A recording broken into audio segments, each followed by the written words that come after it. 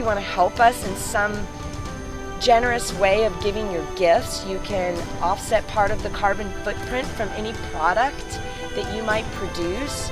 If you're a yogi and you do retreats, you can have everyone who comes on your retreat sponsor a tree for their carbon footprint of getting on the airplane. So every time you get on an airplane, think about what's happening to the carbon dioxide I'm spitting out into the air. I can do something about that with a group that I know is going to guarantee my tree and that really does care about my tree.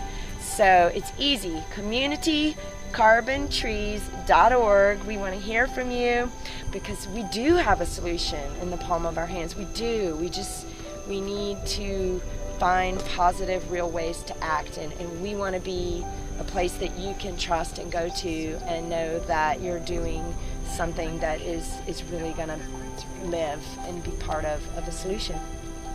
So thanks.